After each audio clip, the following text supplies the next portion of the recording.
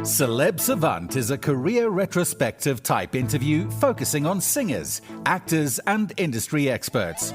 Join Barrett Edelstein now as he dives into the entertainment world.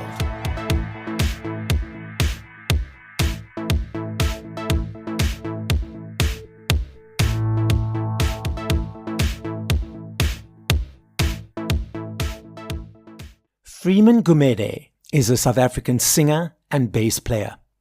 He functions as a vocalist and a session bassist. Freeman's current focus is his debut EP project titled Kuhlangene, which he says it embodies his life experiences and is a milestone for him and his music journey. Up next on Celeb Savant, we've got Freeman Gumede. Where in the world are you and how are you doing? Thanks for a warm welcome. Right now I'm in Midrand, Johannesburg, and I'm doing great. As much as the weather is kind of changing, it's like the winter, is giving us some early walk-ins, but yeah, I'm good. Okay, so now let's rewind. At what age, whether as a child or teenager, did you think, okay, I want to be in this creative world, and how did that journey progress? Growing up, I grew up going to church from an early age. So, well, before that, before even joining a choir, at the age of 8 to 9, I used to make drums out of some containers outside the house, and then, some pot leads and stuff like that. So I used to bang them. And then so I started playing drums based on the experience that I got from those containers. So I realized that, I have interest in music. And then fast forward to early high school, I was about 14. I joined a church choir. And then it was history from there, because after joining the choir, I then started playing for the choir. Initially, I was singing in the choir, tenor, and then at a later stage, I started playing bass for the choir. And then from there, I stayed for a long time on bass before I actually took a decision to also show myself as a singer. So when you say bass, do you mean the guitar? Bass guitar, yes. Yeah. I'm a bass player, yeah. Okay, so when did you learn that, or did you teach yourself? Okay, so when I was in grade 9, there's a guy I went to school with, and that's where I started noticing different types of instruments. Before then, I was not really much experienced in terms of the instruments. So I started playing the bass when I was 16. Now I was 16 when I started playing bass, yeah.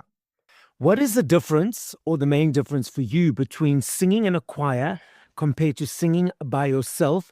And were there any challenges that you faced in that transition? Okay, maybe these reasons are probably obvious, that singing with the choir, obviously there's many voices, so it's not like the spotlight is on you. So, there's more comfort, if we are tenors, like 4 of us or even more, and then we're just blending, so in that, it's kind of more comfortable because you are blended with other voices. And then now singing on my own, to be honest, since it took me long to actually decide that I actually want to do this, the confidence levels were very low, because I'd always maybe say, at least I can hide behind the bass whenever I sing. But there was a time where I was like, no, you know what? I don't want to be a bass player who sings. I want to be identifiable as a bass player and also independently identifiable as a singer. The difference is that the spotlight is on you, so you are taking the lead. You have to build some character. For all of that. So yeah, the difference is that the spotlight and some strength that you need to put on when you are on your own without depending on others that you are in the choir with. You said it took a long time for you to decide to pursue this. Was the reason only because of confidence? Were there other reasons as well? Most of it was tied in confidence. I did have some challenges with low self-esteem growing up. Well, that's another story, but it's part of my life, so it's part of my journey. Because after a while, I was singing in the choir, we also would start some small groups, maybe group of 4, group of 3 and stuff, and then we'd sing there. And I remember that the first time, I led the song, because I would always be in the backing. And then the first time they gave me a song to lead, it was such an experience for me. I realized that I can do this, but the lack of confidence was outweighing my belief that I can actually do it. Yeah. So I could say that most of it was that, and I had to, there are things that I had to deal with in order for me to say, you know what, I have to now take it with confidence, and whatever happens, it's just going to be a learning curve for me, part of my journey. Yeah. How do you create a song? There's different ways, there's different approaches that I use. Sometimes, or most of the time, actually, let's say I'm just chilling, or I'm somewhere, or maybe I'm at a rehearsal with some artist, and then there's something that you are playing, or I'm just on my bass. Sometimes I get a melody just by doing that, and then I quickly record it, and then when I get home, then I work on it.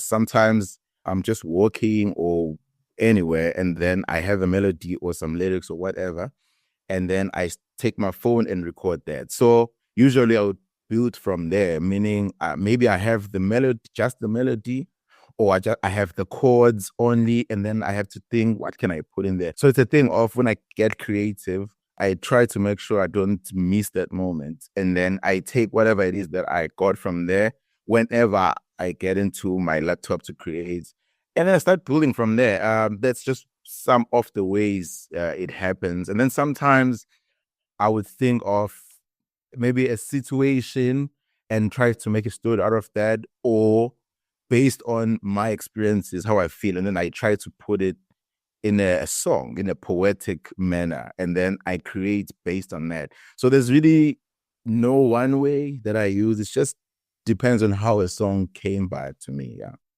I know it's all very secretive in your guys' world. So what can you tell us is coming up over the next period of time? I recently released my debut projects. So I had been releasing the singles leading to it. So I released it on the 6th of March. Even before releasing that, there was already some music that I was working on. In terms of that, those things that I have not really publicly announced, like you're saying, until it's the right time. There is a project I want to release after this one. And this project, I wanted to really reflect the way I've been feeling. So I moved to Joburg in 2022. So for these past 4 years, there's a transition that I kind of experienced within myself. Tell us more about the EP that was just released. What's its name, about what inspired the songs, and so forth. The EP that I released is called Kuhlangene. Just starting straight from the title of the EP, what it means. If I can directly translate the word Kuhlangene, in English, it can mean different things. So for me, I'm directing it to 2 things, to 2 translations.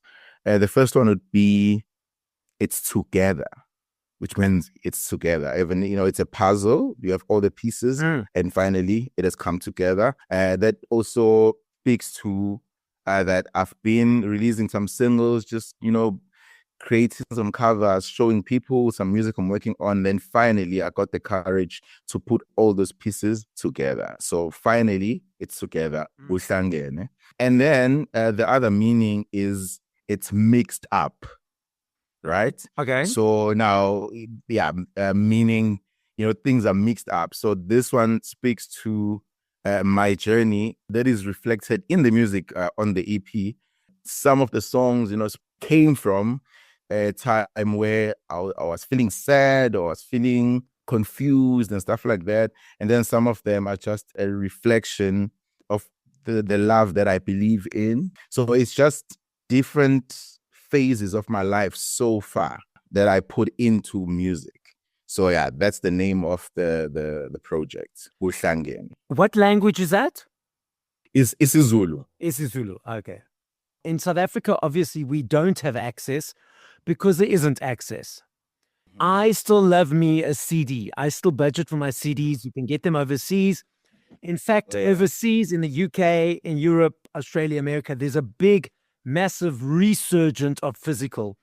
3 years ago in the UK, 5.9 million vinyls sold, the biggest since 1990. Last year, also in the UK, there's a basket of products that they gauge exchanges on daily.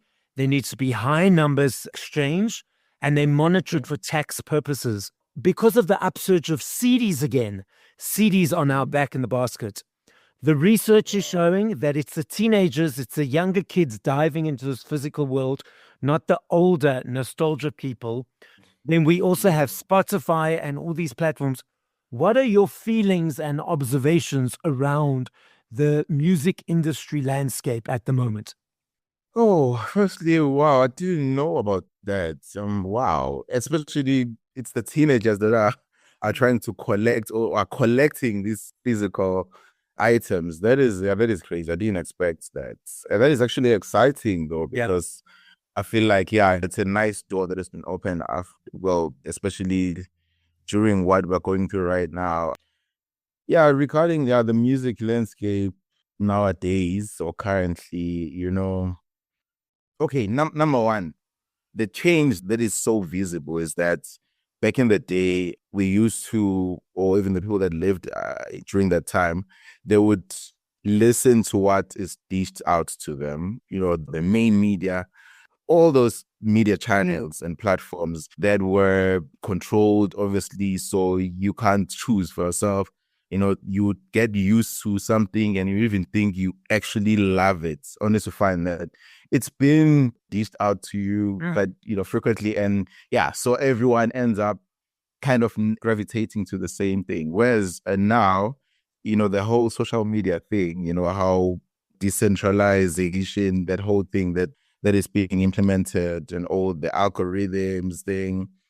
Now, I feel like it is still a great opportunity in many ways, as much as the big labels are still there and the way, the radio, television, and all these media platforms are still working the way they used to work. But now there's another way that has been opened for people to show themselves without being represented by other major guys. Yeah, so in that, I feel like there's more opportunity. At the same time, there are principles that one still needs to go by in order to grasp how the labels used to do it and apply it in our age now, which is the digital age. So yeah, I see the progress, yeah, in terms of, individual marketing and stuff like that. And I feel like there is some success that we can still look into, even without being under a huge label. Let's take a step back again, back to your creative process. Do you ever collaborate with other artists, or is it mainly your own creation? There are some collaborations I've made with some other producers. Mostly it would be me being featured on their tracks. I did quite a number of some dance music. There would be a feature there. But with the music that I had released of my own, it was just me. But in my decision to release this project, I told myself that I want to start collaborating with other musicians, other producers and session musicians as well. Yeah, to have more flavors into that one dish. So yeah, I have collaborated as a feature.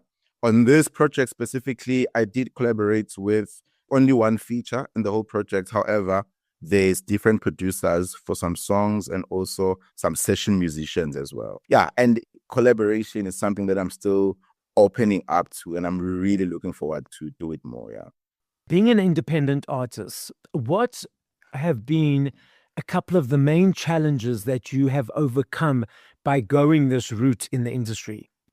I'm going to go back to that same point of the whole marketing thing. So I'm going to focus more on it as the admin process.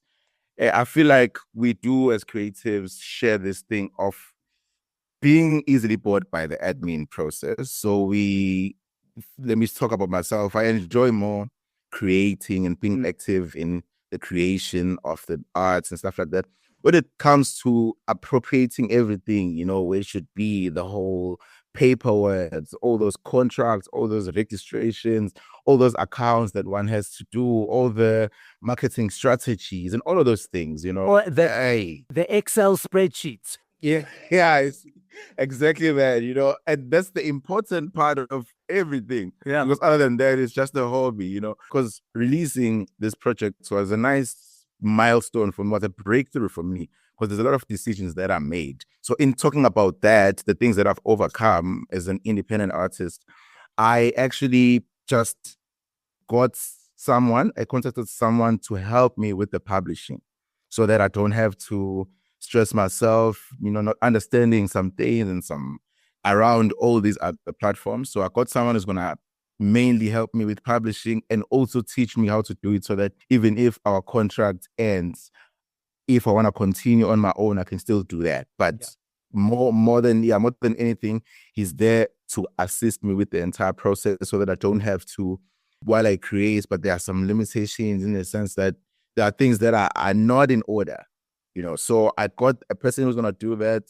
I also worked on my company, the whole profile thing and all the SaaS thing. So all those things that have to do with paperwork, I got people to help me with all of that. And then also I made it a point to learn some strategies in terms of spreading my name and also my music throughout the world. So it's a thing that I would, overlook and be like, I know it's just going to happen, But now I realize that sometimes you can dream, but if you don't take any action, it's just always going to be a dream, until you wake up. So I feel like I'm in the process of overcoming all those things. I can tell that now there's more confidence in putting myself out there without having to hide.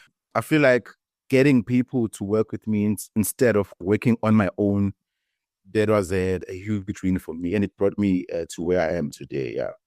I love this next game. I know if I had to ask you this question tomorrow, the next day, or even in 5 minutes, I know your answer will be different every time. I'm not saying favorite, I'm saying top of mind. If once we finish this conversation, you went to push play to 5 other artists, living or dead, current or past, groups or solos, who would those 5 artists be? It would be Brandy. I love Brandy Norwood. Richard Bona. I love Richard Bona. From the top of my head, Greg Sparrow.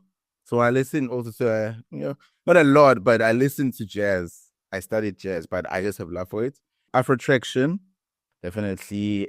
And then definitely Jacob Collier. Freeman, the podcast is listened to throughout the world. As a final message, what would you like to say? Thank you so much. First of all, thank you so much for this opportunity. It really means a lot to me. It is a great platform. What a great conversation as well. What I want to say to the world is that my name is Freeman Gumede, and I've just released a new project called Kuhlangene. You can get it on all streaming platforms, and there's still more to come. This is just the beginning for me, and I would really, really be happy and I'd appreciate it if everybody who's listening today go and stream that project and also share it with other people as well. Thank you for listening to this episode of Celeb Savant. Please follow Barrett on TikTok, Instagram, YouTube, and Facebook at Celeb Savant. That's CelebSavant.